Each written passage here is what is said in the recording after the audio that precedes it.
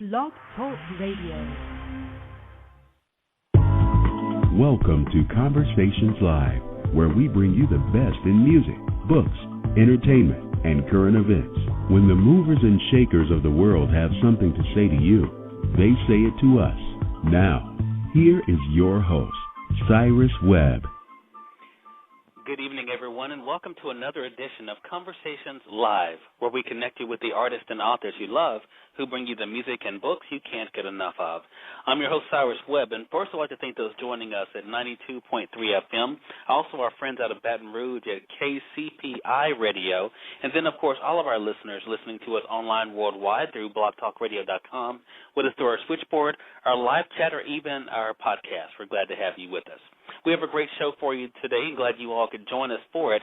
At the top of the hour, we're going to be speaking to BJ and Mo of G Unit Riderz, a little bit about themselves, how the stunt motorcycle group came together, and what you have to look forward to from them coming up. And then at 15 minutes past the hour, we have our good friend, actor, recording artist, and also author Trey Chaney is here. Many of you saw the feature on him on MTV this week. He's now promoting his new mixtape, Jack of All Trades. He's going to talk to you about that and also debut one of the songs from that as well. But as I mentioned, to kick things off, we have BJ and Mo joining us at G Unit Riderz to kick things off. BJ, Mo, welcome to Conversations Live. How you doing? What's going on?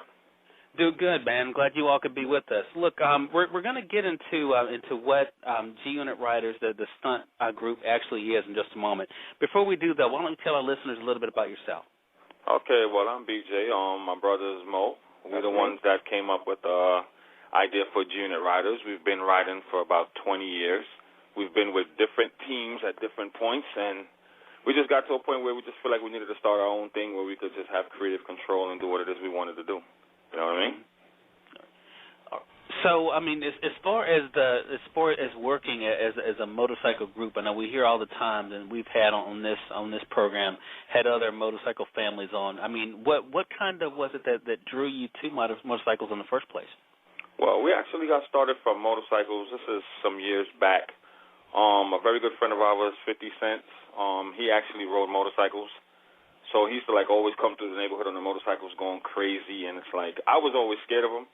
My brother, Mo, he always liked motorcycles, but I didn't have no kind of feeling towards motorcycles at all. So then we actually got a ride on the bikes one day, and it's like the adrenaline rush was, so crazy, and then we just got hooked ever since then. Ever since then, we've been hooked. The rider came from him. That's how we started the whole bike stuff off of 50 Cent. Okay. Now, speaking of 50 Cent, you guys have been seen also sharing the stage with him. Can you talk a little bit about what your participation is like during the actual performance?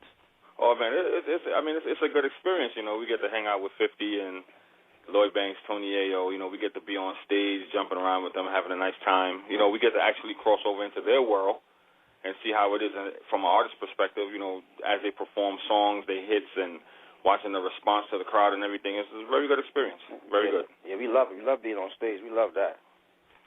Now, with that being said, because we see people, adding, to their repertoire all the time. Our next guest is someone who started off in acting on The Wire, and he's gotten into other things.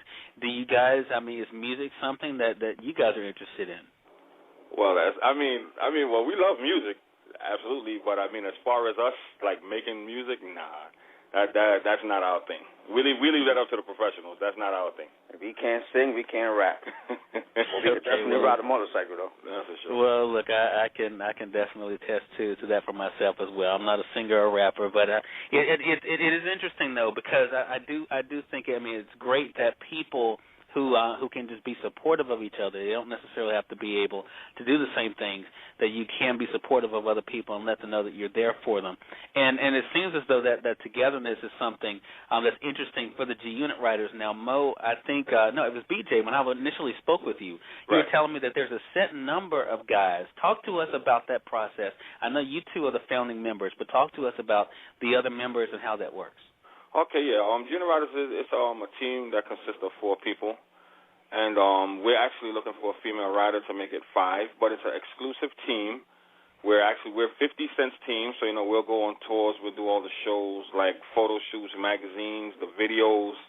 We do all those things. So it's not it's an actual bike club. It's like a motorcycle team, and we travel all over performing. like as far as Germany, Brazil, Puerto Rico, even to Atlanta, Tennessee. Dominican Republic. Yeah, we've been a lot of places doing a lot of different things. So it's a very nicely structured team, but it's only of 4 members, and we're looking for a 5th member right now as we speak. Like my brother said, looking for a female stunt rider. So females out there that's listening, that you got your bike game up, Just holler at us. Just holler at us. Oh. And we're definitely going to give out that contact information at the end of the interview here. For those that are just joining us either on the radio or online, you're listening to Conversations Live. We're speaking to BJ and Mo of the G-Unit Riderz, talking a little bit about the background, how the group came together, and also some of the things that they're involved in. Now, I want to talk about, and BJ, I talked to you about this, about one of the things I wanted to mention, and that is the importance of not giving up on your dreams. You mentioned you've been riding for several years. Some people, if things are not going the way that they want them to go, or they're not getting the satisfaction they want out of something, they're quick to give up on it. You have stuck with this, and it has definitely paid off for you, and you're getting out of it what you want. What advice would you have for individuals out there who may not, be doing something they really enjoy and have a passion for something, but they haven't taken the steps to actually do it? Right. Well, definitely you don't never want to give up. You never want to accept defeat that way. You know what I mean? You just have to stick with whatever it is that you're interested in doing, and just move forward with it. You understand? Life is not easy, so don't expect for anything you do to be easy. Some people get things handed on a silver spoon. Some people don't. You might have to work a little harder. You might have to hang in there a little bit harder. But it's just a stepping stone. So you never give up, because you never know what's right around the corner. You understand what I'm saying? Right. So you don't never want to force your hand and just say, oh, this doesn't look like it's not going anywhere or anything like that. 50 Cent is a good testament to that. He came out when he was on Columbia Records, and then he ended up getting shot. And, everybody else would have pretty much just gave up at that point, and a lot of people gave up on him, and then look what he turned out to be today. So that's my inspiration. I've seen people come from absolutely nothing to the top, and 50 is one of them. So never give up your dreams. Always stay with your dreams. Always. You can't be afraid to dream. And going through life, you're going to hear more no's than yes, but you still got to stick with it. Absolutely. Right. And that's a good point, especially the times that we're living in now, where things are not coming as easy for people. People are frustrated. People are upset and they're anxious. Mo, I want to direct this to you, and then, BJ, I'll have you follow up. You mentioned 50 Cent just then.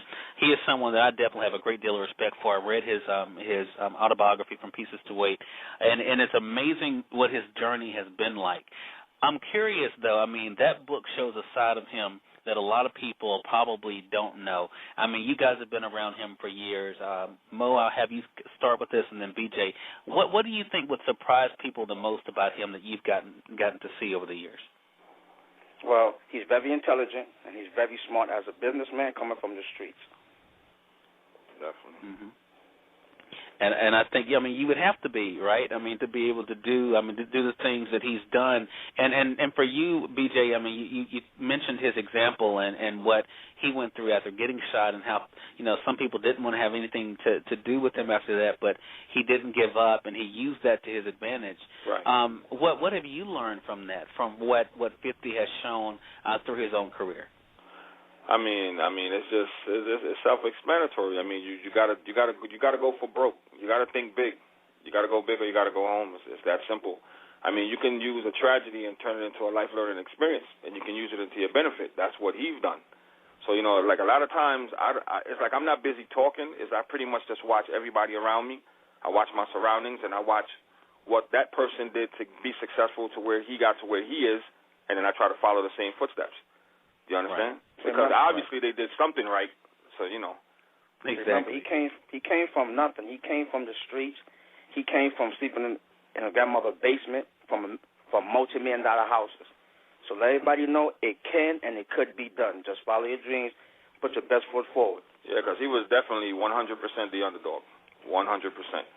And it's like from us being so close to him and we've seen what he's accomplished, that gives us so much motivation and so much drive to excel, to go forward. You understand? People that